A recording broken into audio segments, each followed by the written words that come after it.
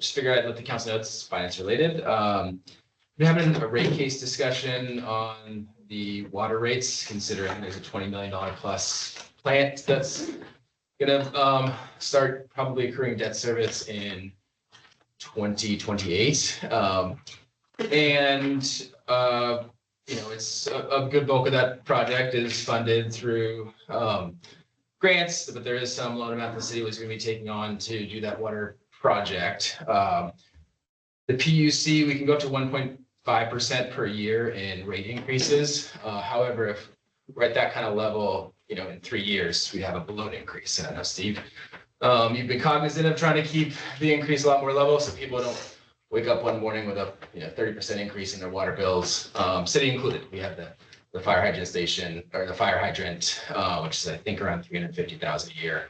To go up to 600,000 a year in 1 year, we want to kind of start staggering that, sucking away cash, both from the ratepayers and from the city, to help kind of smooth that curve of that increase. We're obviously experiencing a lot of growth on the water and sewer system with all the growth in the city of Ellsworth. So that's helping kind of keep rates stable. However, there is kind of a small caveat is when you do a rate case request to go above 1.5% with the PUC, it triggers an automatic need for the city to go to 30% of the fire hydrant water supply payment. We're at like 26% now. So in some ways, doing the rate case analysis like automatically triggers a bigger initial bump for the city in terms of spending. We're gonna bring the consultant, which we hired to do the rate case analysis in for sort of a fiscal analysis of how that will work. We're kind of thinking now we'll do the PUC allowed 1.5% rate for January 1st, and then think more along the lines of a 7% increase in July of next year, July 1st, and then do another 1.5 and another 7%. The city's differences might be a little higher than that just because they have to get back up to the 30% rate, but we can factor that into next year's FY28 budget. More to come on that. We had a good discussion with the auditor on a range of topics, but I think one of the big ones coming out was the wastewater depreciation. I've asked Mike and team to start looking into more details there on to kind of get you the answer I know you've been looking for a long time, Steve. So we had some discussion. It seems it's more related to debt and debt service, and the sort of natural depreciation of that asset went down in terms of the total depreciated amount last year. But I know you're interested in the sludge taking and how much that could be affecting depreciation as well. So there's a previous study on that. I'll see if it needs to be updated and if our rates for what we charge outside of city Ellsworth needs to be considered. It's also a substantial revenue generator in there. So I want to make sure that if we did either increase our rates or if we stopped taking sludge, what that would also mean to our capital or our income flow and how that would affect the depreciations or how the auditor would view that and the bond holders would view that asset. So since you're talking about me, I think I'm going to talk about me. When I was elected to the city council, I went on a facilities tour with the then city manager. And one of the places I went to was the sewer treatment plant, which at that point I would estimate was approximately 7 years old. And when we drove into that plant, I noticed a rented trash pump pumping sewer out of the plant into a tank. And I made a mental note of that, and I wondered in my head why we were renting a pump and pumping raw sewer out of the plant. And while I was there were several out-of-town trucks coming in and dumping into the hopper. A pretty steady stream of them. One of them was from north of Old Town. So again, I made a mental note why would somebody be driving by the Brewer plant that's from Old Town and dumping in Ellsworth? And why would we take so much sewer that we're renting a trash pump in a brand new plant to pump it out of a hopper into storage to bring it back into the plant for processing at a later date? I didn't ask any of those questions until the end. And then I asked the question, why is all of these out-of-town trucks using our facility? The then superintendent, Mike Harris, said, we're making money on this. This is huge. He says, we're taking in all of this sewer. And this is a moneymaker for us. So when I got back to City Hall, I asked the then city manager if I could see the financial statement of the city of Ellsworth. And he then told me that they didn't have a current one, but he would give me the most current one. Then I asked where I would find the sewer treatment plant part of this financial statement. And he said, oh, those are revenue accounts, both the sewer treatment plant and the water department. Oh, good. So I cracked the financial statement. I just had a superintendent tell me how much money he was making. The financial statement had lost $460,000 in the most current financial statement that was available to me. From that day forward, I have continued to complain about that situation. You have a plant that you're going to wear out before it's paid for. And 4 years in a row during the audit, the auditor has, during a review, pointed to the sewer treatment plant. 2 years ago, the auditor said we were taking money, good hard money, and dumping into the sewer plant.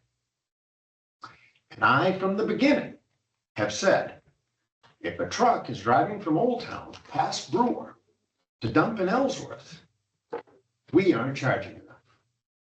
And why are we doing this? Why are we wearing out our asset for Mr. and Mrs. Ellsworth to have to pay the bill at the end? And I have consistently said an analogy that just because the restaurant parking lot is full doesn't make it profitable. Just because you're taking in money from some other town doesn't make it right. And everyone at City Hall and previous councils and this council has stuck their head in the sand on this. And sticking your head in the sand on a financial matter is not going to make it go away. You're going to wear your plan out before it's paid for. And then Mr. and Mrs. Ellsworth are going to have to pay for the upgrades. And until the city takes a serious look at this situation and charges everybody the same for truck dump sewer, not this juggled rate based on friendships, the city is going to have a problem. They have a problem now, and the problem is going to come to fruit 15 years from now. You can take in $1 every day if you want, but if you're spending $1.90 when you take it in, you're in trouble. Get your head out of the sand and deal with the facts. I don't know about heads and sands and juggling rates with friendships, but we had a robust discussion with the auditor last week. I think Chair Beal and was reminds that she had a lot of involvement in the creation of this plant. Was that there's a macro depreciation issue with the plant. It seemed to be the auditor was inclined to support that assessment. And that there's a condition assessment. I know Public Works Director Mike Harris looked at it. That could be part of how that plant is treated. I know Chair Beal, there's about $400,000 in a reserve account with the wastewater plant that, per Michelle's original guidance when she was city manager, she had the city socking away for this purpose. So I know she had some pretty detailed questions that she was also looking to, not to bury her head in the sand on this, but to find out more information and to kind of get to, here is the exact reason. I think my initial analysis of this is that, there is a larger depreciation that needs to be solved. It was an audit finding. I think it affected our bond rating. It's one of the things I put, I think in my, like reviewing my initial goals before I even became city manager. And one of those was the improvement of the bond rating. I don't think that this depreciation is the only piece. I know it's what the bond counts, or not the bond counts, I think it was Moody's, which downgraded us 4 years ago or something on that. I think that was one of the pieces that the auditor said they located, as we've talked about on the audit and other things. I think there's a bunch of other things we need to fix in our internal audit procedures before we would really be eligible for a bonding upgrade. I am very curious. I know there was also, Steve, per your request, there was an analysis of done by the engineering firm, I think Woodard & Curran, that was done on the amount that we're charging for sludge. Again, sludge is one component of the wastewater. It's not the entirety of the depreciating pieces of the assets. So I'm interested in kind of what the facts are here. What's the micro depreciation of that, those sludge machines, and how much income it's generating? I think it's in the multiple hundreds of thousands of dollars.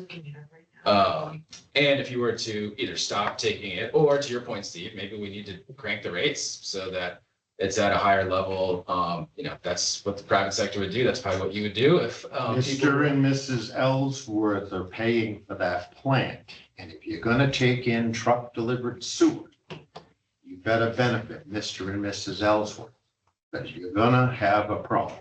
And to speak to the financials that I looked at the very first year I was here, the very first day I went on a tour, it was a $460,000 licking, a loss. $300,000 of that was depreciation. That means $160,000 of that was operational. And everybody said, oh, that's depreciation, that's not real. Well, last week, and I said this before, the auditor said depreciation is a real cost. And I said back 4 years ago, depreciation is not included in a cash flow statement, but depreciation is a real cost. And if it wasn't a real cost, your plant would never wear out. Yeah, gosh, I wish depreciation wasn't a real cost. We're doing a capital improvement planning project, a full 10-year analysis. We've just gone through, I think just yesterday finished up on every single department. Pump House Point is an asset the city owns, and it's depreciating massively to the point where the city had to abandon Pump House Point for the water department and live outside of a former Payless shoe store with 10x too much space, but they have a garage at a tune of $60,000 a year. So we got to figure out that depreciating asset. We got to figure out this depreciating asset. We got to figure out Erkey and the Moore Center and these other pieces. It's a real thing. It's something we have to account for. I think in this case, the key question is what's the depreciation on the sludge asset, whereas the wastewater plant as a whole, and how do those two things relate to each other? And I'm not trying to bury your hand in the sand on this. I take up high priority for it. That's why I brought it up in the meeting. I don't think anybody on council is not concerned about the depreciation or doesn't want to know more about it. Chair Lyons, you may disagree. Maybe we don't need to keep talking about it, but I'd like to bring Mike in, talk to the auditor. I know the condition assessment was one of the big things that the auditor, and talking to Woodard & Curran, the consulting engineering who do this type of work for a living, they felt that new condition assessment would help with the depreciation. So I want to get all the facts on the table, including the sludge piece, including the rates we're charging for sludge. If we can charge more and maybe we'll pay it, maybe we should. I don't know if we're allowed to have resident rates versus external rates. I don't know if that's already part of the process, but any of our assets that are enterprise type accounts that are generating income, especially those outside of the city, need to be paying more than the asset is depreciating, or else we're subsidizing those outside of Ellsworth.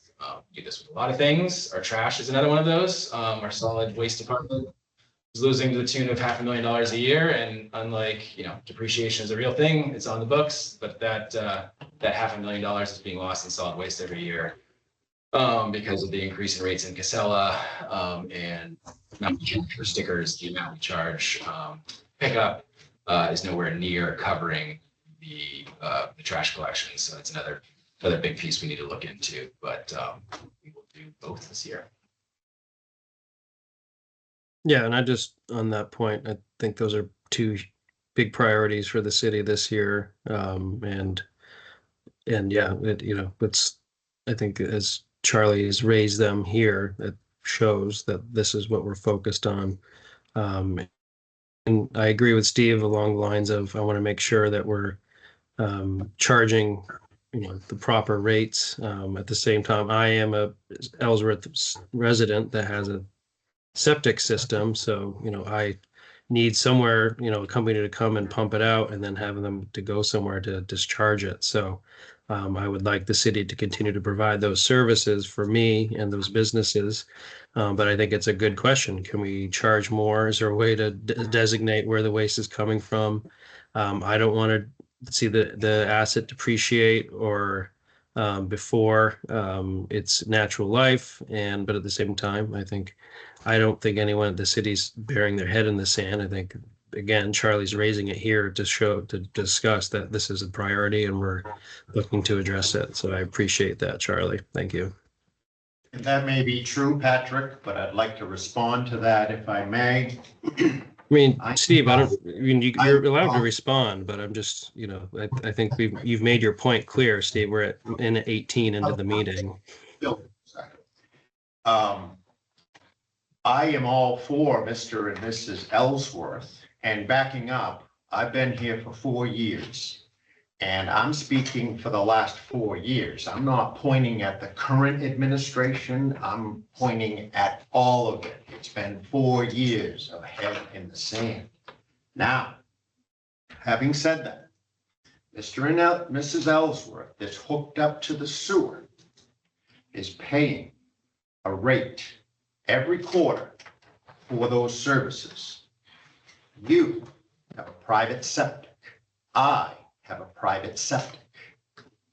If we have our septic system pumped, you and I, need to pay a fair share, not get a deal, not make sure Mr. and Mrs. Ellsworth that's hooked up by pipe is paying for your sewer and mine. We need to pay our fair share if it's going to be dumped there. Yeah, I agree 100%, Steve. And if I was implying otherwise, that's not the case. I agree. 100% we need to, pay our fair share, and we just don't know what that is, and that's what Charlie's talking about. I know what it isn't. It's the amount. Did you get that on how much we're taking? Amanda's I'll bring it in. I know there's a. Doesn't matter what you take in, it's a matter what you spend to do it. Yeah, but we can't cover the entirety of the depreciation on a massive wastewater system, including all our, that's the pipes, that's the wastewater depreciation isn't just the sludge system. There is a revenue generated from the sludge system, there's a level of depreciation on the sludge system, and making sure that's cash positive is obviously very important, but the sludge system, we're not gonna be able to cover the entirety of the depreciation on the entire wastewater plant, including every wastewater pipe in the city of Ellsworth. I am not saying that, Charlie. What I am saying, there's more cost to this than depreciation. Depreciation is a big factor, but you have personnel and rented pumps down there that's processing this sewer that comes from out of town. And if you're going to do that, I'm not saying that outside sewer needs to pay all of our depreciation. There is more cost than depreciation. There's the operation of that plant. I'm not saying that they need to pay all of it, but let's look at the real numbers. Let's look at the losses. Let's not do what's been going on and racking up a big bill for the pipe connected people. Senator Renee. Good morning. Just real quick update. Obviously, I told you last week that I'd have the financials to discuss for July through August. I do have those in person, I believe. I had some copies made from the finance team. I do apologize. I did say that they would be on the website on Tuesday. The person who usually puts it on the website is out of town, and I did not factor that in my decision, or as far as my the date. But I will try to make sure it's on there by the end of this week. I can share my screen if you'd like. I know you guys have the financials in front of you.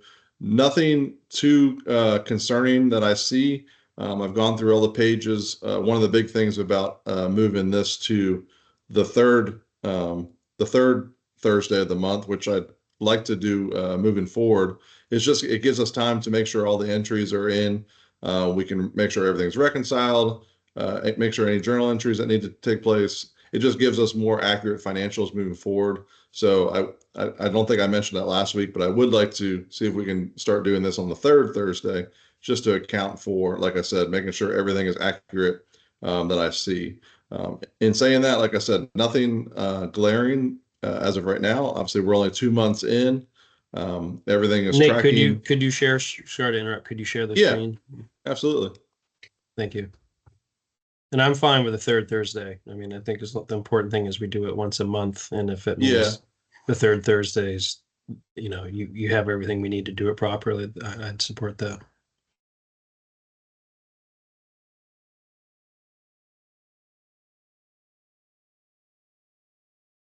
I don't know if you Great, can thanks, see this. Nate. Yep. This just shows you, just for everyone who's watching or in attendance, and they don't have a copy in front of them, just shows us what our actual numbers are, which is this middle column for July through August. The column right before it is last fiscal year's July through August actuals. Then we have the total budget line, which is the third column from the right, and then our difference, and then what percentage of the budget we're sitting at right now. Which if you see this small number, I don't know how big it is on the screen, but we're 16.67% of the way through the fiscal year, which is 2 out of 12 months. So just gives you an idea of where we sit at right now. And then it's broken up by departments. Just like I said, this will be posted online on the city's website under the finance department. Like I said, my goal is hopefully to have this on there today. Like I said, the person who usually puts it up is not in town, so we're going to make sure we can get that up. But just gives everyone an idea of where the money's coming in and out of. Anything highlighted as a revenue account, and then our expense accounts as well. But if anyone has any questions, I am more than willing to answer them. Otherwise, I will pass it off to the next person, which I believe is Larry. Steve, Patrick, anything else?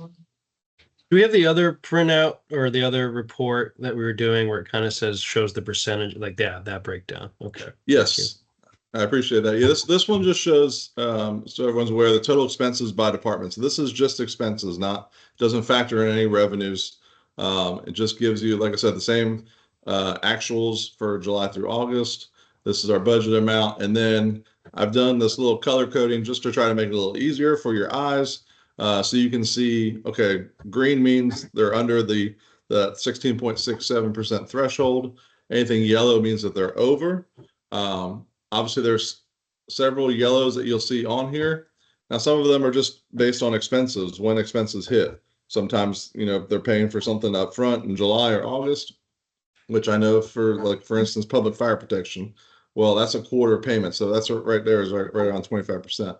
So there's, I don't want the yellows to be like major red flags, or I should say major yellow flags, but just more of ways that we can see what's going on. And this is going to be sent to the departments as well. That's one thing I was thinking now that we have the finance department under control here and we're not living in the past as much, as I'm going to start reiterating with the department heads, making sure that they're going over their revenues and expenses and making sure that, okay, let's not be surprised in April or in June of 2026 and say, wow, I didn't realize we were over. Now, this is something we're going to have to keep an eye on all the time. And they have that capability to do so with our current program. They can log in anytime and see real-time numbers.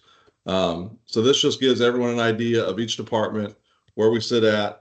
And like I said, green means good. Yellow means, okay, let's just keep an eye on it, make sure everything's good. And then obviously if we hit red, that means, okay, we've hit that 100% threshold. So. Any questions? I'd like to No, thanks, Nate. Yep. reiterate something you said, Nate. Um, chances are you're gonna see a lot of yellow in this analysis. I think the key to the whole thing is to dive into the yellow and look at that and say, oh, okay. We had to pay this large bill, that's really a quarterly expense, but it's hitting in 1 month. And so I think that having the yellow is great, but sometimes when you dive into the yellow, there's a very good explanation. Oh yeah, and yeah, not to, I hope I didn't cut you off, but yeah, that's what I was doing this week, was looking through all the yellows and seeing, okay, is there anything to be alarming, or is it something that we need to, you know what I mean? So yeah, you had a good point, is like, for instance, the IT department, there's a lot of leases and stuff that they're paying for that hit in July. So it looks like they have this large, like their variance is very large right now, but that's only because of the when the payments hit. So Yeah, and there are a couple areas where I'm a little concerned at going into this year. One is police. We've got some great news. We've got some potential paternity leaves in the police department, but there's a fair amount of them, and they are, our expensive employees that could create a pretty big overtime issue. So we're starting to look ahead towards that. We budgeted, I think, around 350,000 in overtime this year, but if we have to pull additional officers in to cover that, we might get a lot of people out. We might be tough in that line. I told them to hold off on the police line, which was put into the budget. That's only $15,000, but we're kind of on a capital freeze in that area to hold off. And also, I know it was Sue Lassard, one of the audit findings from FY24. Again, that was that's 2023 to halfway through 2024, but with overspent accounts. I think public safety was over $1 million overspent in that fiscal year. So we want to make sure, obviously, that does not happen again. If public safety is going to be over, I think the fire department was over on their budgets due to a lot of people being out. We obviously have to keep providing fire services. And you can't always quite tell when people are going to be out and when overtime is going to be triggered. But we need to budget for it appropriately. I know one of the changes I made in the previous fiscal cycle is the city wasn't budgeting for taxes on overtime. And so when you pull, public safety is doing around $600,000 a year in overtime, and we have to pay that to the federal government, the taxes on overtime, but you weren't budgeting. That was one of the things that's creating the overages there. But we solved that last year. It seems to be more on kind of how do you deal with these flexible schedules where you have a few people being out.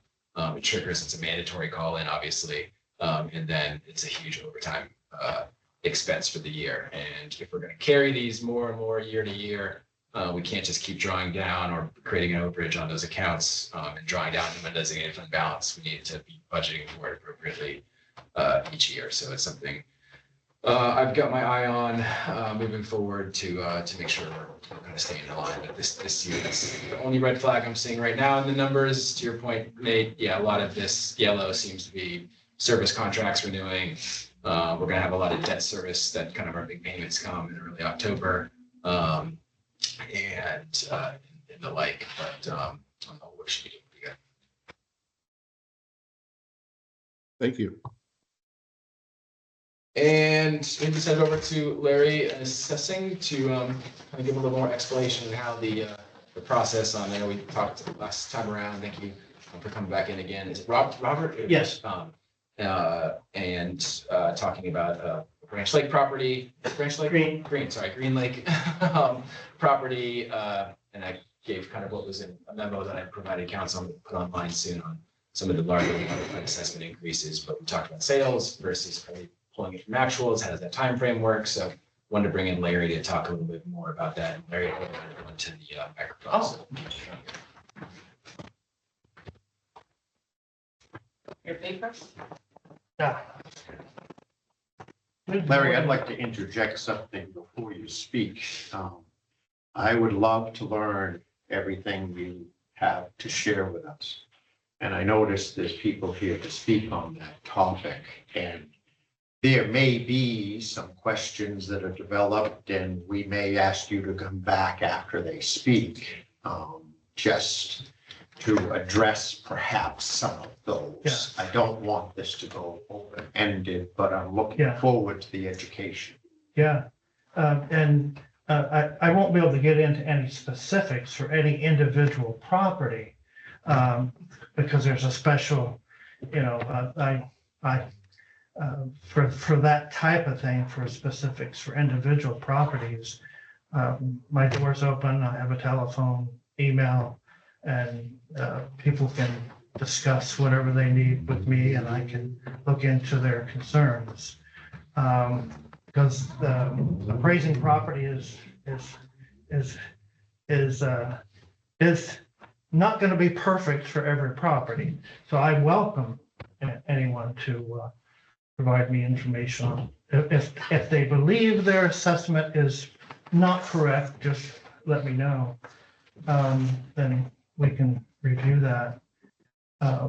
But this year, our goal is to try to hit as close as we can to 90% of market sale price value for all properties in town.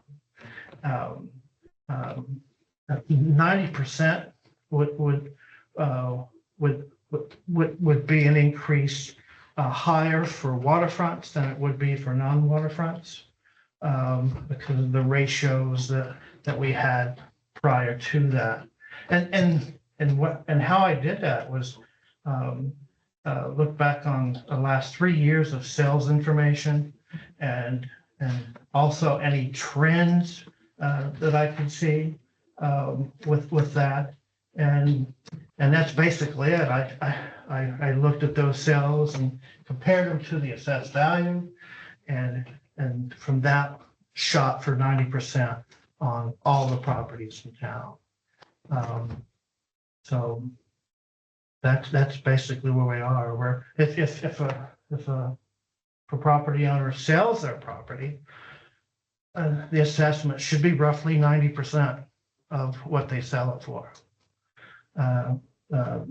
Sell price values are sometimes very subjective. What you would pay for a property may not be what I would pay for a property. Mine would be less. Yes, probably. I know what my wife would pay for a property would be more than what I would pay, but I would agree with her most times. But yeah, that's what we're shooting for right now is 90%.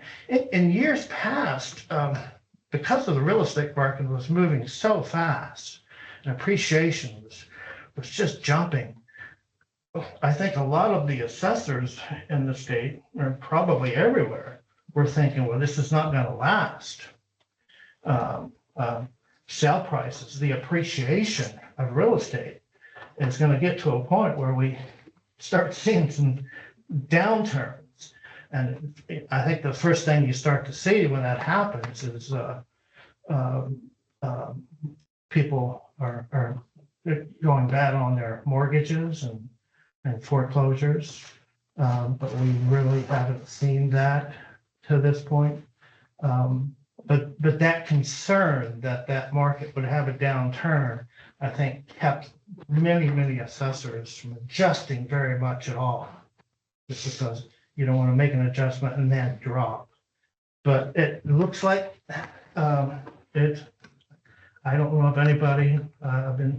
I watch C-SPAN and I have a lot of research that I do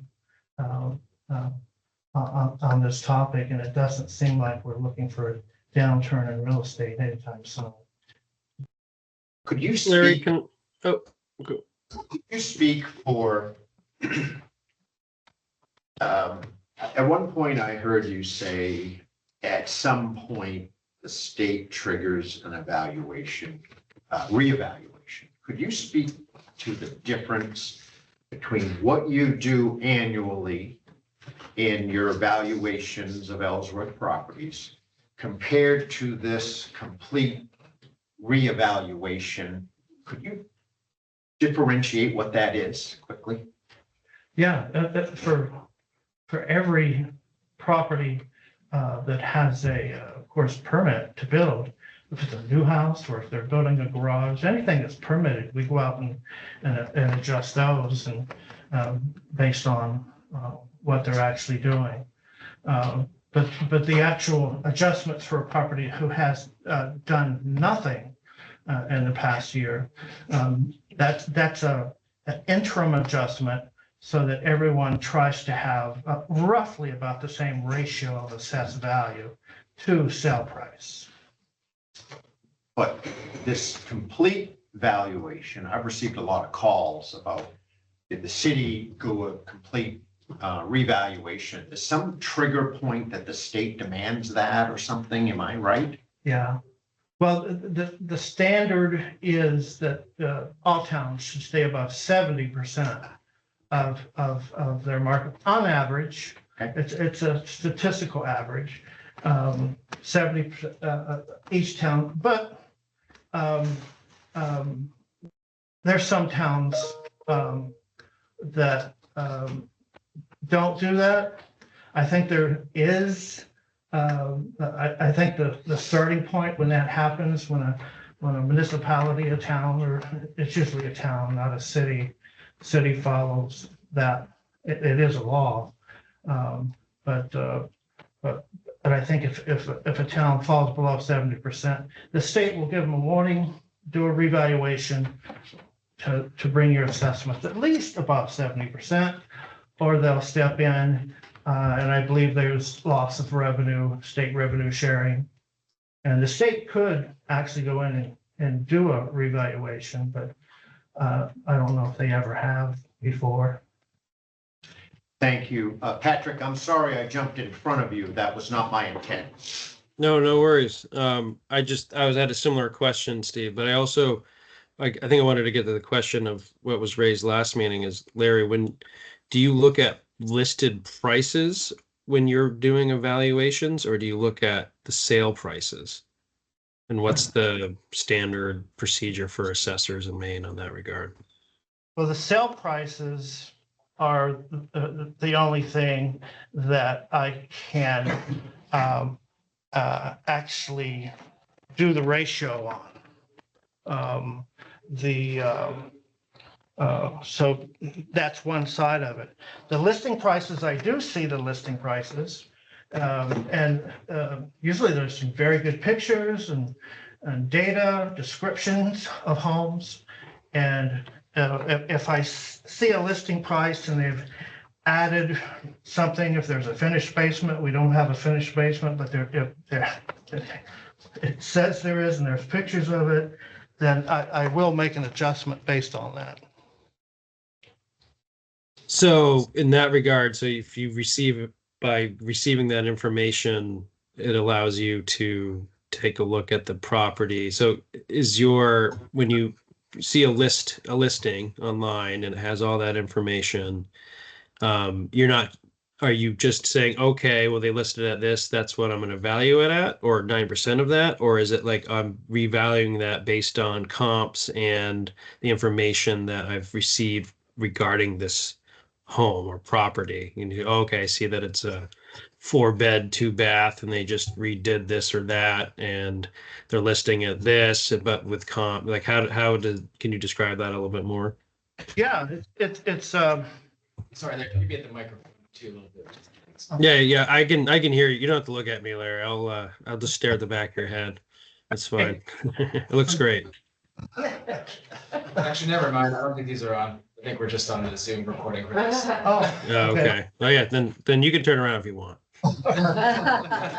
well, the listing helps if I see in the listing that we've made any change, or if there's information in the listing that describes, like I said before, if there's finished basement and we don't have it, I'll definitely make an adjustment. But to shoot for that list price, is not what I do. There's some, there's plenty of list prices that, I don't really come close to.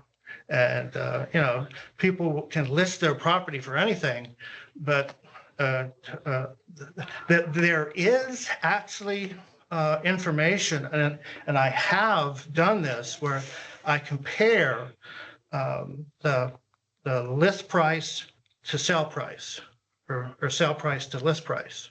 And I do review that information. And it seems to be pretty close generally on average, but there's some that are way off. And so I don't shoot for like 90% of every list price.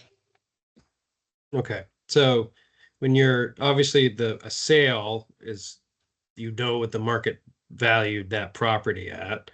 But you can reassess properties prior to a sale but based on information that you've received from a listing. And that's well within the norm of, is that well within the norm of, standard assessing practices in Maine, or is that your own, or? Well, it's just standard, if you see something, if there's information that tells you that the property has these things, you're actually would be, you wouldn't be doing your job if you ignored it. Okay. All right. Well, thanks for clarifying that.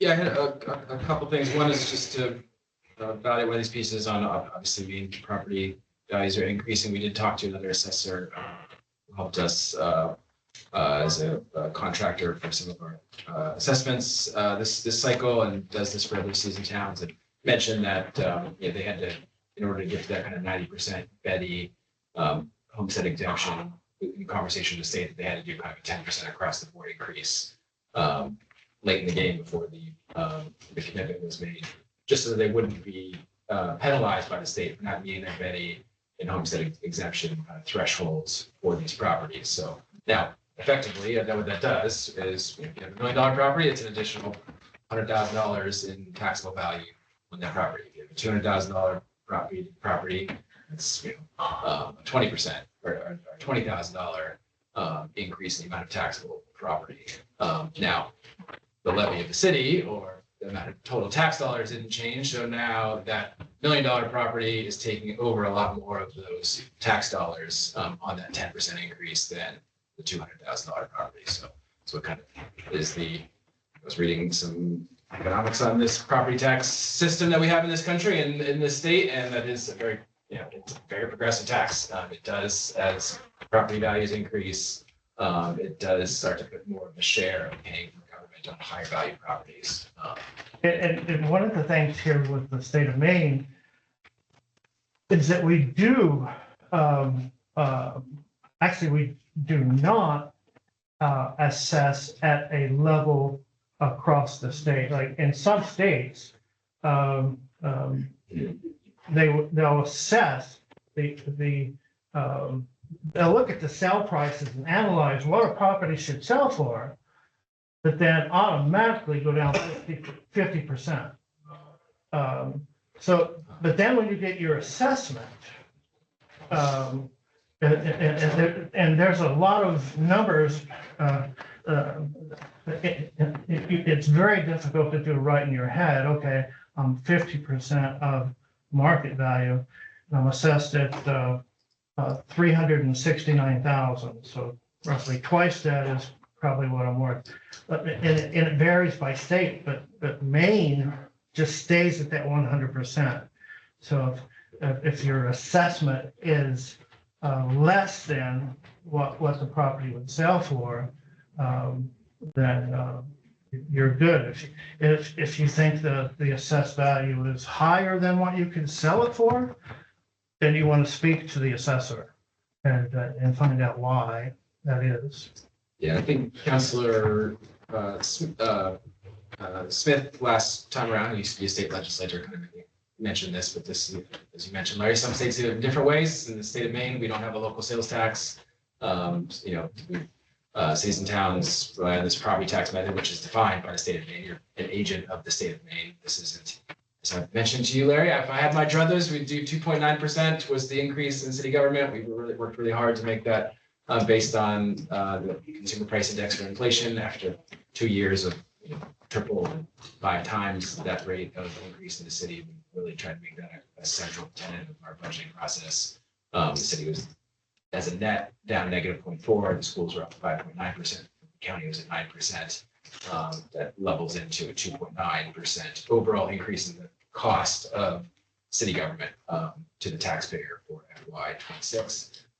However, and if I had my druthers, we'd send out a 2.9% bill to folks and that they'd be able to have this consistency. And it, yeah, I don't, the fact that certain property owners, them here, or real estate agent for those, saw a much bigger increase and did not see a 2.9% change. That's not, you know, to get that predictability. I know Steve, that you've mentioned is important in previous cycles of giving that, you know, not just flat and then big jumps, the kind of yo-yo budgeting. So you work hard to kind of level that increase from the city spending side, and then valuations change like this. And it's not just very wealthy people that live on lakes, you know, this, their values of their land, but folks that have had multi-generational houses and have no intention of selling. The fact that their property is increasing, you know, that breaks my heart. They might not, people are being priced out of their homes, not just in Ellsworth, but all across. We have short-term rental pressures that are driving costs up as well. And these are difficult issues that are, you know, which we have more tools to help with. And a very, very big part of this is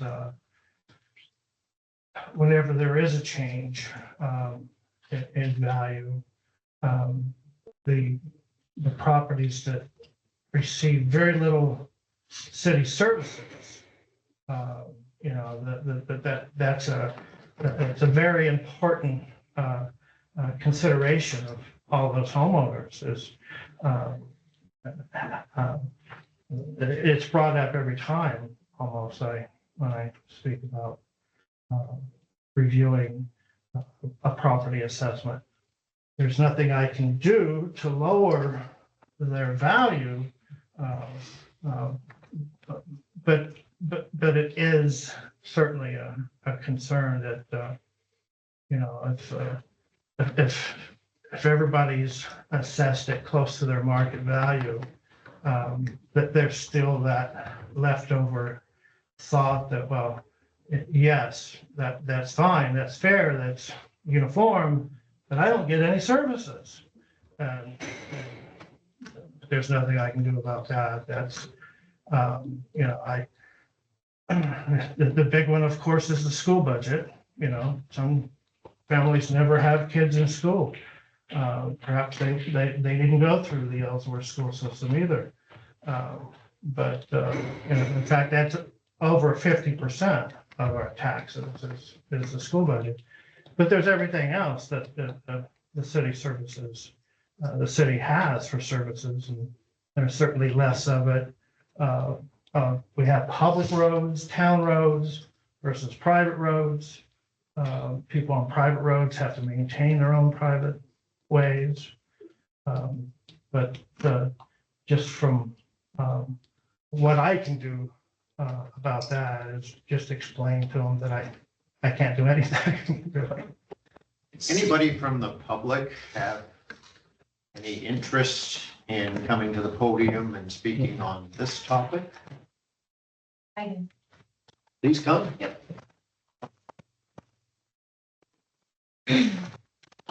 I'm assuming I need to state my name. It's a little more casual in the store. Okay, I'm Melanie Fox, and I feel like Larry's actually speaking to me on everything he just reflected about. So I've been a resident of Ellsworth and the taxpayer personally and from a business standpoint for 30 years. And you've never seen my face here for the simple reason that I'm not opposed to taxes. I actually work for the school department as well. So I have 4 children that have passed through there. So I also support school budget as well. What I don't support is, and I've had this discussion with Larry, I have a new home that I just built on Green Lake with, understandably so, it's a private road. So our subdivision maintains it. So we don't have plowing, we don't have trash pickup, we don't have any of that. I get that. And I get that the evaluations aren't based off that. But what I don't understand is that 3 years ago, I had construction finished. I had a full bank appraisal. Larry came to my house personally, did a full walkthrough with a finished product. My tax bill was still like $14,000 based off 700. The land was 250,000 for purchase. My house loan was 580,000. And, so I think, to be honest, basically my issue is my tax bill increased with an assessment of $300,000.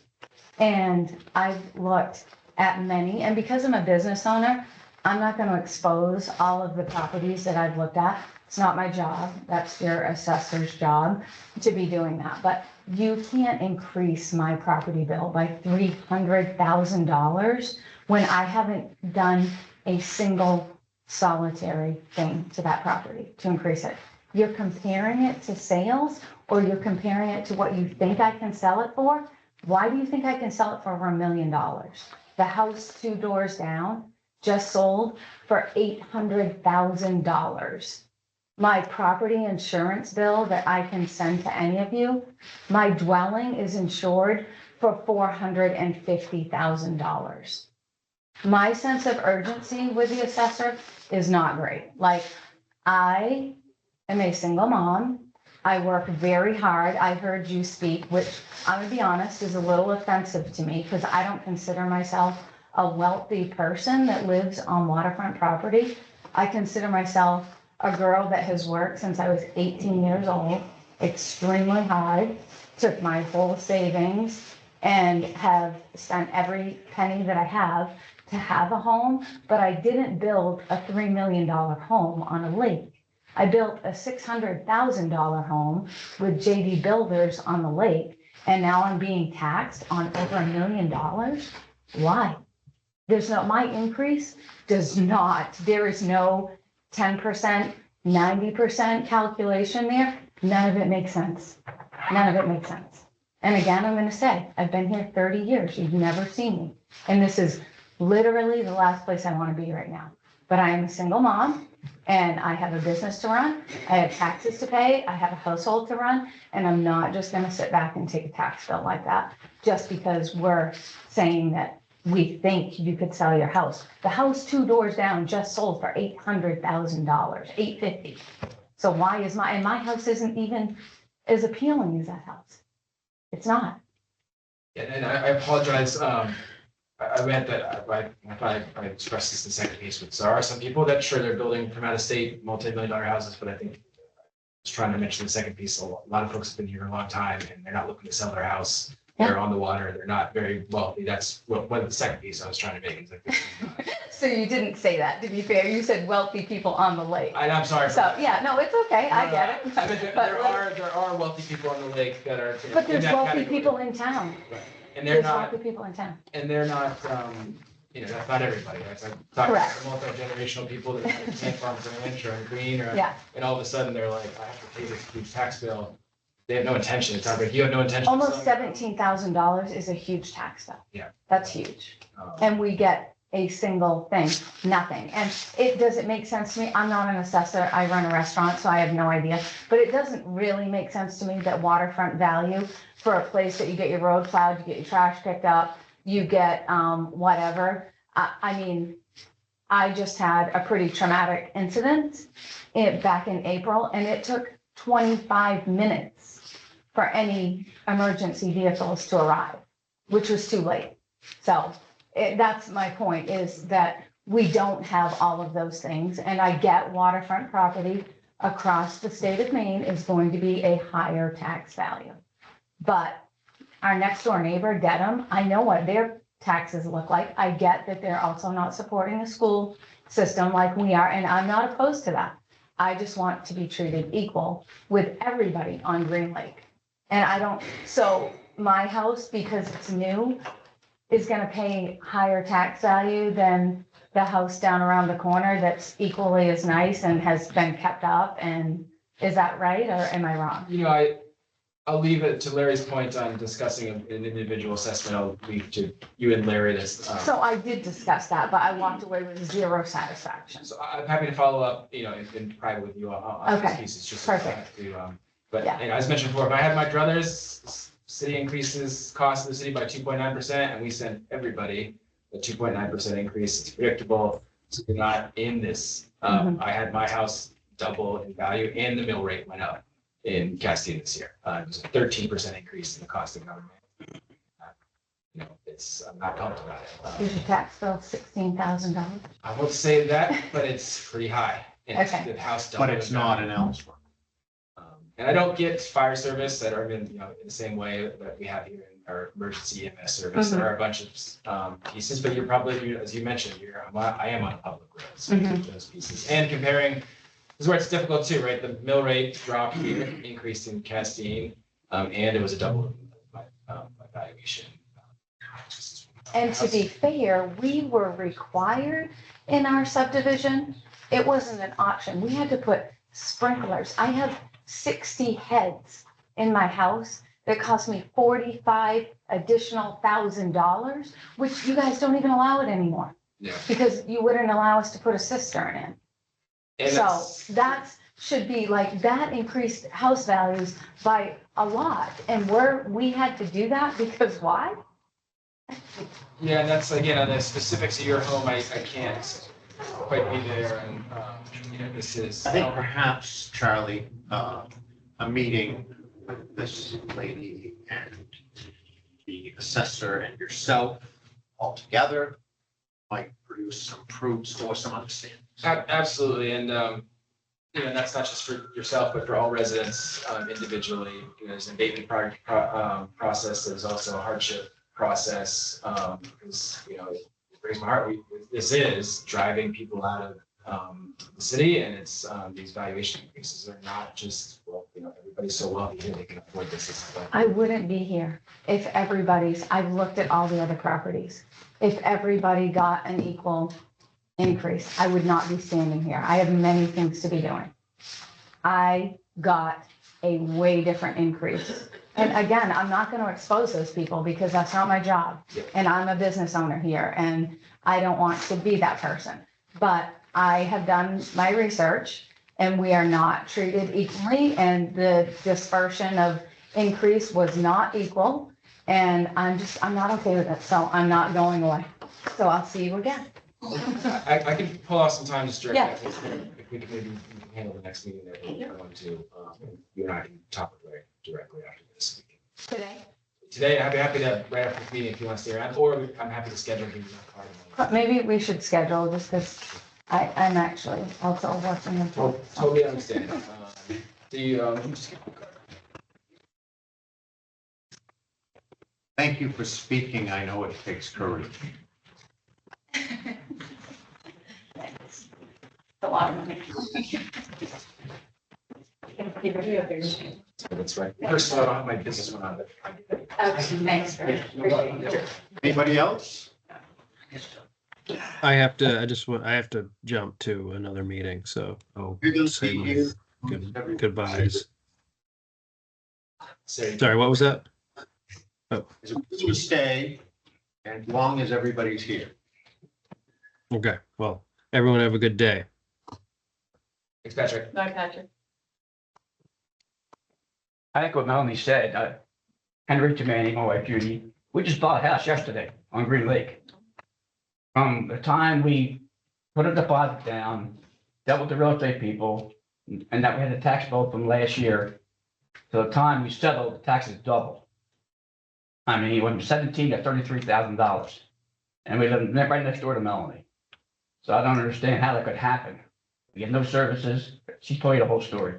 So it's not fair. I don't know how what we can do, but I can't sell the house now. I've got the price of the tax to double. I tried to get out of the deal.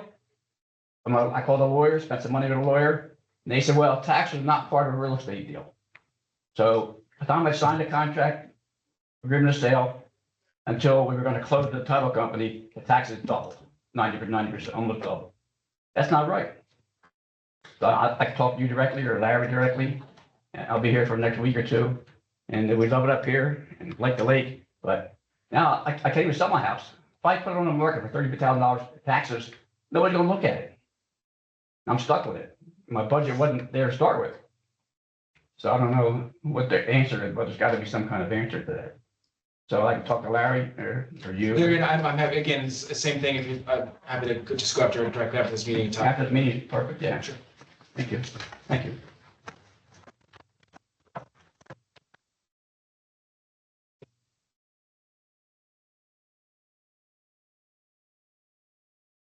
Anybody else have anything to bring up about that subject or any other subject?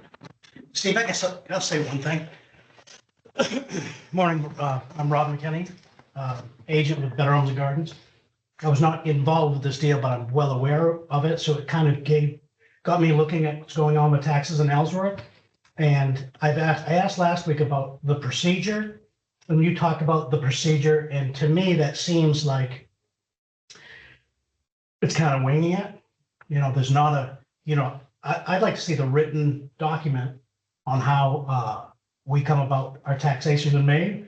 And I started to dig around on the state sites, and it's very lengthy, but did you actually look for that document? We have an FAQ on our website on those pieces. I Yeah. can leave to Larry on the specific procedures and any documentation on you have as city assessor in the process to follow up to with you, Robert. But Right. it's in the city assessor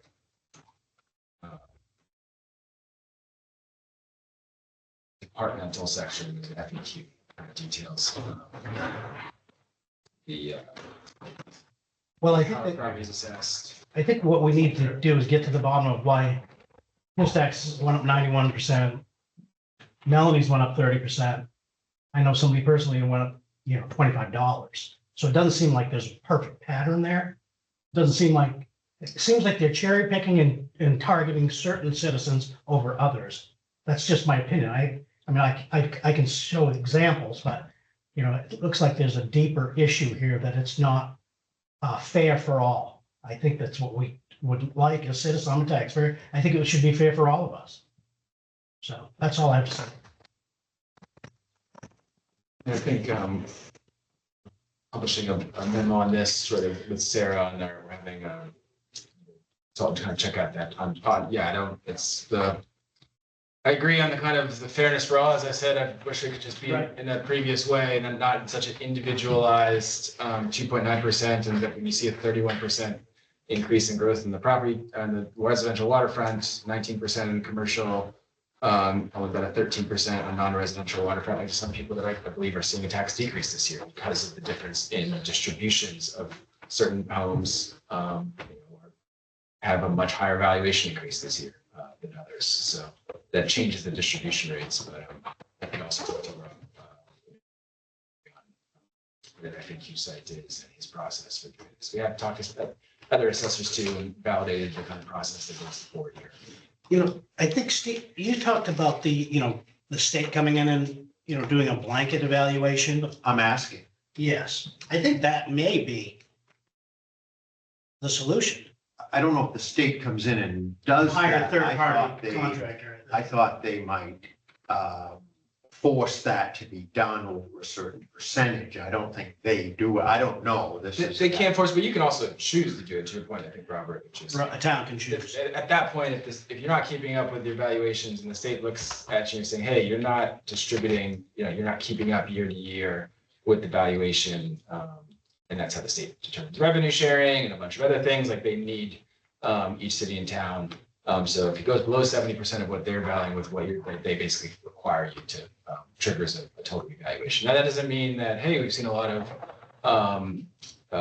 valuation increases. Some of that's due to 37% population increase since 2000 in the city of Ellsworth. Since 2000, it's 27% higher than the state average. So Ellsworth has had a lot more people demanding the amount of houses here. You know, I don't know off the top of my head, but I don't think we've built 30-70% more houses during that time frame. And, you know, plus that's not just people coming, you know, one thing if the school would increase by, that's not just year-round residents. That's, you know, with an additional 2 million people coming to Acadia, there's a lot more people potentially from out of state, potentially, you know, that is pushing up the real estate markets, but it's maybe something for consideration on, do we need to trigger evaluation? It's a very expensive, long process. And then it also, you know, usually in the other cities and towns that I've done this, you know, they're at the end of that process, there's 300 people in this room to be, you know, on, because you know, the distributions change even more dramatically. But that doesn't necessarily mean that you shouldn't do it, just because it would change the distributions, and a lot of people could come in very upset. I think Bangor is going through this revaluation process right now, but in the news or the research that I've done on this, the towns that go through this, it is like you know, there's a lot of people that say, hey, I thought I was valued at this. I was looking at an assessment that was increasing like this, and now this is very, very different. When they literally send, I think, assessors, Larry, you can correct me wrong, to every single house in the city. Yes, I used to be a manager of a revaluation company. And I'd be moving, transferring from one town to the next every year until I started a family and then wanted to get out of that and just stay in Ellsworth.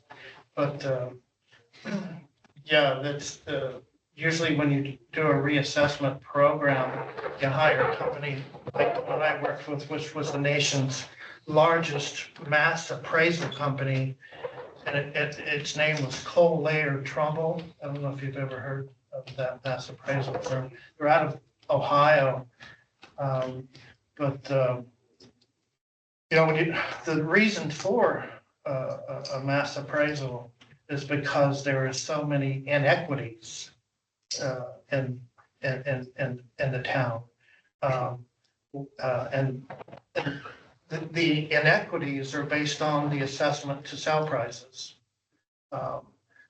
You do the statistical analysis, and if the statistical analysis proves that there really isn't inequities, because you know, not only do you have a ratio, but you have a quality rating of what the assessed values are compared to sale prices. And if both of those are good, you're just wasting money if you want to go out and do the same thing over again, and maybe improve, maybe not.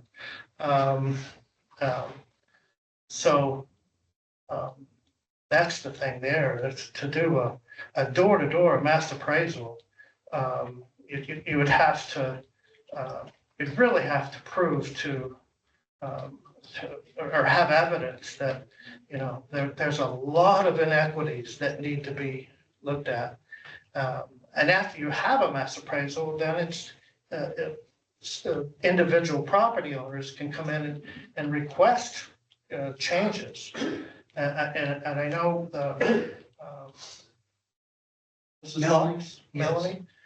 She's talking about neighbors and how she doesn't want to rat out neighbors and increase their tax bills. And I certainly can see that. I'd probably be the same way, even though I wouldn't laugh about it with them. But you know, that kind of thing. It's never going to be perfect. So if there is adjustments that need to be made, property owners can bring those to me and request those changes. And if there's grounds for a change, I always do it. One of the things that you folks are new to welcome to the city, but I've been here 25 years as the assessor, and there's never been one tax appeal to our local Board of Appeals for any residential property. I've had commercial properties appeal to that level, but usually when it comes to me and there's an adjustment that needs to be made, I make it so that there is no, but even if there is an assessment change that I make, it still may not be good enough and they can, and a person can still appeal whatever decision I make to the local board of, it used to be a board of local assessment review, but there was few volunteers to continue doing that. So it merged with our Board of Appeals. So our Board of Appeals does land use issues and assessing appeals. Larry, if I could ask a question or two of you. So if someone wants to come and dispute a value with you, what's the tool that they use? And I'm going to ask a couple of questions. One is like the lady that spoke before, is one of the tools that she would use is to go out and get an appraisal. And when they bring that appraisal to you, do you look at that and consider that appraisal? And it's an appraisal, it's not a sale, but do you consider that and do you adjust it to 90% of that? That's one question. The second question would be, if there is a sale, okay, and the property sells for $400,000, and the property is assessed at $450,000, they bring a sale to them. Do you make that adjustment as well, or is that something that there are other factors that go into it that doesn't accomplish what they're trying to accomplish? That's a very good question. It's exactly what you described. Is first with the appraisal, I hesitate to suggest a person go out and hire an appraiser. Unless there's just no other way of them allowing me or providing me information that would, for me to review, that I would consider lowering the assessed value. Usually when a property does sell, if it's mortgaged, there would be an appraisal already. And even with new construction, if it's significant new construction, there probably is an appraisal for a construction. And I do ask for that information if they have it.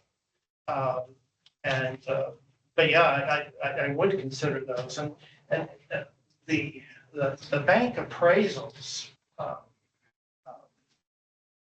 fee appraisal, they'll do a comparison of at least three other properties. And what I look at, and I would be able to see those three properties if they're in Ellsworth, and all the other properties that have sold at the same time. So I look at a universal sales data, not just three, but certainly if those three in the appraisal report that they would have, I would look into those specifically to see what their assessed value is now versus. Is it fair to say that the tools in the toolbox for Mr. and Mrs. Ellsworth would be, number one, make an appointment with you to discuss it with nothing.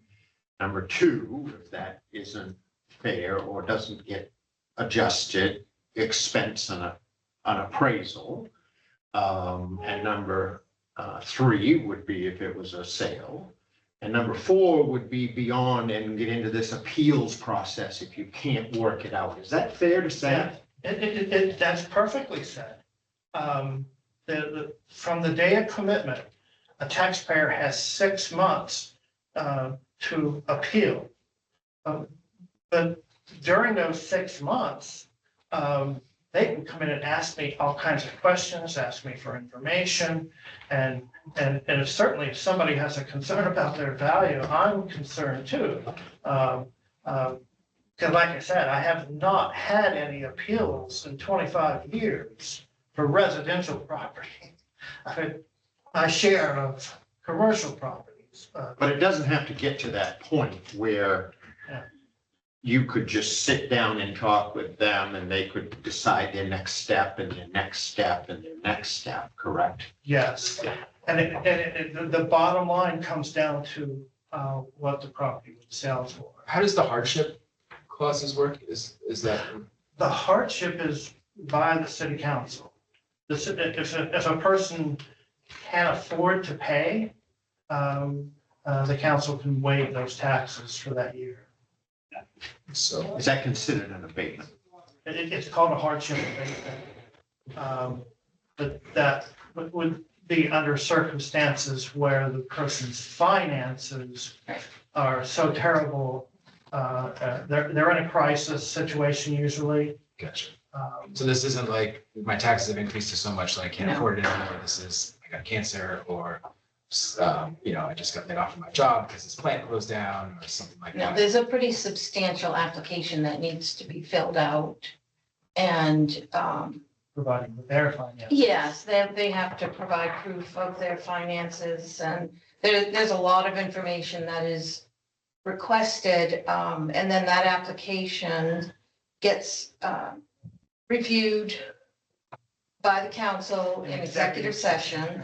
And then there's a discussion and whether or not to allow the abatement or not. And it's a one-time thing. It's not I've been involved. a continuous, every year you're gonna get this Is much. it public for the person requesting the abatement or does the executive So- session kind of?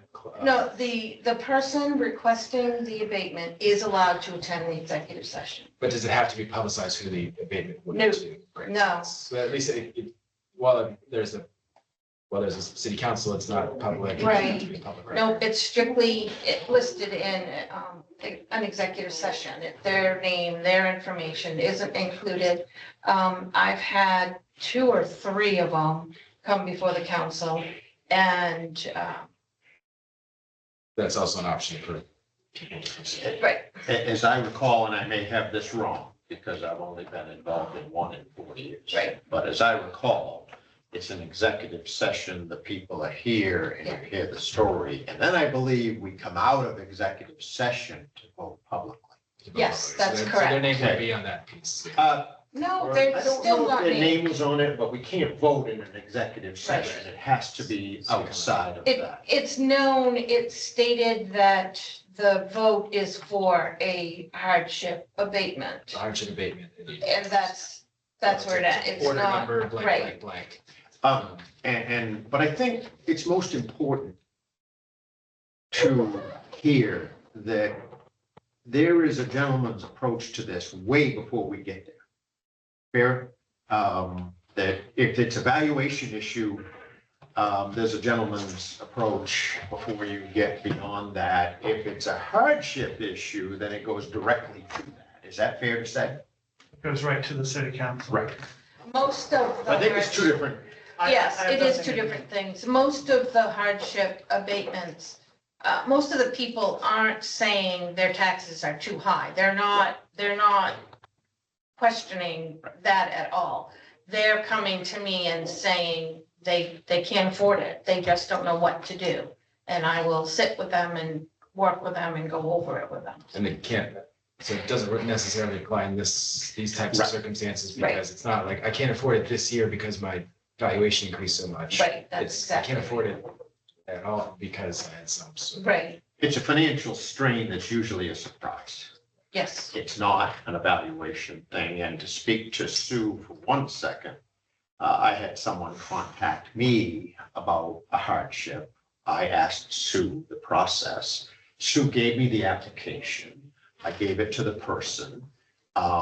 And there's a process you can go through, like you said. But it was a very open process. But I think it's far different than battling the valuation than battling the bill that is a surprise because something changed. Right. Is that fair to say? It's a life change. Exactly. as opposed Yeah. to valuation change. Yeah, Robert, I know I've said it a few times here. I don't like this system. I wish there could cap the increase maybe that, and Larry and I have had some conversations on just wish we could say, hey, we're not going to go beyond this, but I also don't have that authority. I don't think the council has that authority either to basically say like, we're not, it is, the assessor's nature of the state is this process. It's individualized in terms of everybody has the opportunity to challenge their assessment. It seems like it would be a lot of work to have, people just try to get their taxes lowered a little bit. Because I think the problem, and I don't know this is a fact, but I think the problem is that we're trying to make up the shortfall on just a select few rather than the entire tax-paying population. Yeah, I think it's not necessarily, Larry can correct me if I'm wrong, it's not making up the shortfall, it's just Larry's just looking at the values. He's, in terms of the budgeting process and our getting to 2.9% for the overall levy increase, he's not looking to be like, hey, let's put it on these or these. He's looking at sale prices, he's looking at where the valuations are changing throughout the city, and certain areas aren't increasing in value as much, and certain areas are increasing more, and that like changes the distributions. And I think I mentioned this last time, this is somewhat new in Ellsworth too, because 2009 to 2021, you're going from 1.24 billion to 1.11 billion. So, a lot of folks that have been here, like for that decade of time, you really, the city government passes a 10% increase to city government spending. Pretty much everybody gets about a 10% increase in their taxes. Then 2021 to 2026, we go from 1.1 billion to 1.8 billion valuation due to sales changing around. And Larry had a sheet, I think a few council meetings ago on Hancock County is the biggest valuation increase. Cassidy and I've seen that too on, of all property values in the state of Maine. I think it was right, Larry, Hancock County had the biggest valuation change. So you go from that 1.1 billion to 1.8 billion. The distributions change a lot. Right, but if the values go from from 1 billion to 2 billion, people don't double their taxes because you only need to collect enough money to run the town. Yeah, it's the distribution changes though. So if you had a lower valued house and it goes from 1 billion to 2 billion, Right.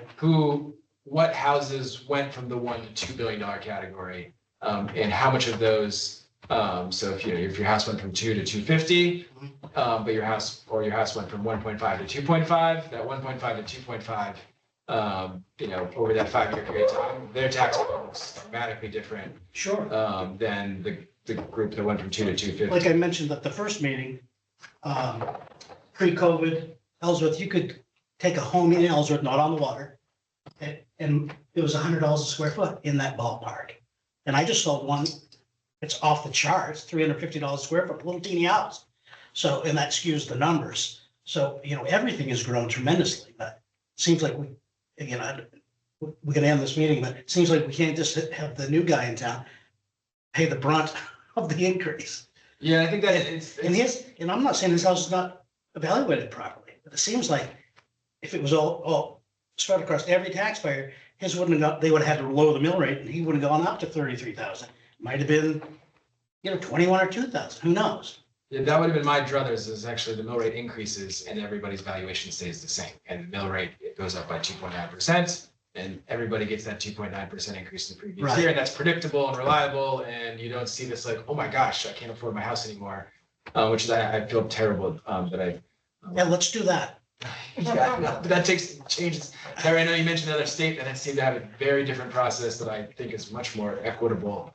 Well, in California, what is it, your assessed value for taxes, they don't increase, you're gonna get an increase in tax, but your valuation, your assessed value stays the same until you sell. And then it's the newcomer, that's the way they have it set up. The newcomers get hit with whatever the sale price is. And is it from a county level too in California, not the citywide town? I was I think thinking. so. Well, we definitely don't want to become California. No. One of the things before we break out is we have a homestead exemption and across the state, it's currently at $25,000 off the assessed value. And to qualify, you have to own for a year and it has to be your principal residence for the property. That hasn't changed since COVID.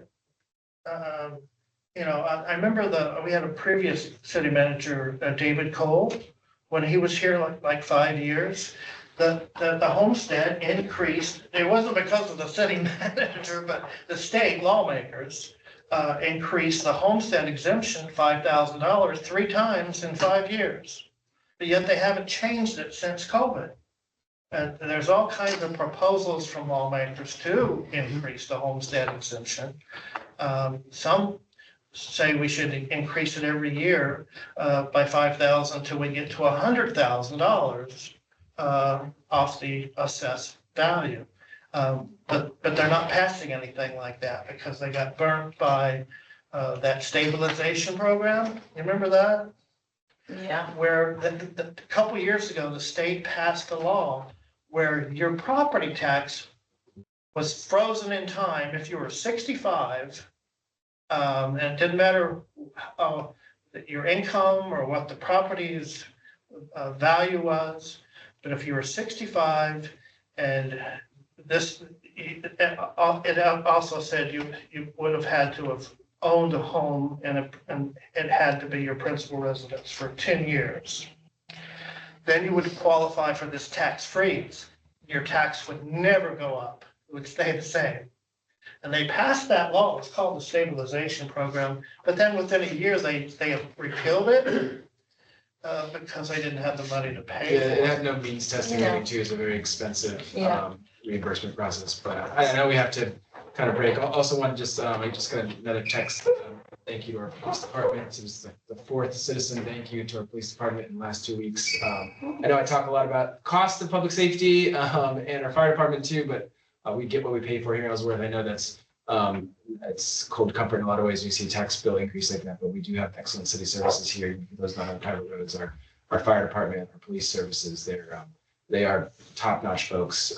And thank you to our public servants. I know Sue is the tax collector. It's not the best title this time of year, especially in this. And I know you get a lot of heat, but you know, folks could. The people have been very civil here today. I really, really appreciate that. I'll try to talk to you individually, but our teams are always available for these conversations. And Before we cut, I don't mean to interrupt, but I need to interrupt. Is there any other public speakers that want to speak?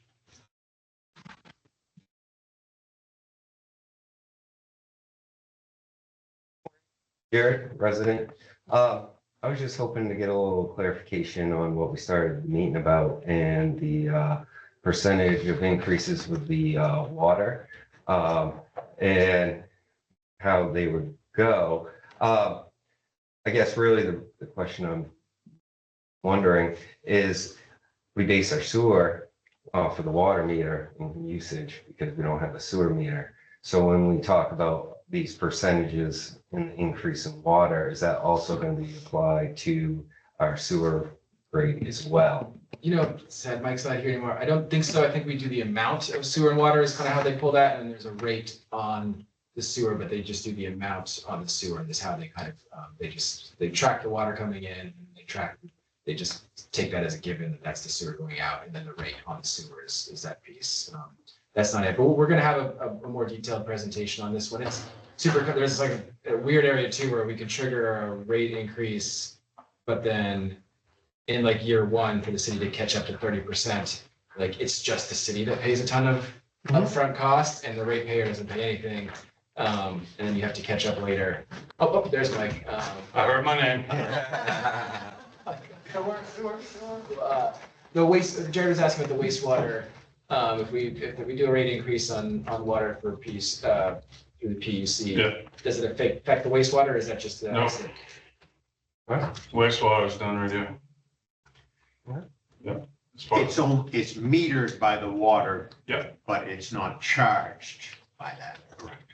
I mean, Yeah, it's charged by the volume, but. Yeah, every year, if we need to do an increase, I put it in the budget, we come in front of the council, and the council approves that any rate increase for the sewer through the budget process. Yeah, and we had an hour and a half long meeting about this. My brain's still spinning around. The PUC regulatory side, wastewater is not a PUC. Wastewater is not PUC. But I got it right. Yeah. Yeah. They're Awesome. trying to get water out of PUC because we're one of the only states in the country that water is under the PUC in our state. Most states, water is not even under PUC. Yeah, there were some things in there, we'll talk more about them. I was like, what is this regulation? Like, this seems to like incentivize the city Yeah. to not do anything until, you know, and I mean, that's an option. You could just tell taxpayers now on the water that, you know, in 3 years, you're gonna get a balloon increase and start saving now, and the city can start saving now, because there might be a, due to the way the regulations work, a reason not to, but we'll talk more about that later. It's super complicated and interesting in some ways. And just want to thank you, Jared, too, for helping out our teams on Moore Center. And everything, as a private business owner that does this. I just did a big presentation with Roddy on her spreadsheets, and I could tell that some of the advice you've been given there is in there, and I know you've been helping out. You know, did from your last comments on it, I always do on Berkey, kind of a little bit suspicious of that, but I think maybe we could use your help on analyzing our rates there too, and making sure the city's at least covering costs, or considering as trying to get some ideas there. To me, you're always ask tough questions, but you're always extremely civil and kind of like Tammy Moat, engaged and like, hey, you know, go up in the attic and find things for you. You're not just here to, you know, to give your complaints, which is obviously available to anybody, but to help out the team and it's kind of highest level of civic service. Thank you so much for that. I have been diving into the Herky and the breaks kind of the past couple of weeks, and I sent Sarah an email on Monday asking for certain pieces. Hopefully start diving into that a little more. Great. Thank you, Robert, too. I think this, you know, tough conversation to have about these pieces, but I really appreciate the time and effort you put into it. I'm not able to get you the answer you want here, but really appreciate it. Well, thank you. Any other public speakers?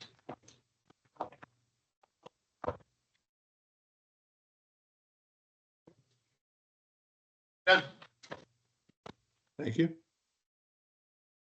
Bye. Got a really holiday. Hey, Larry.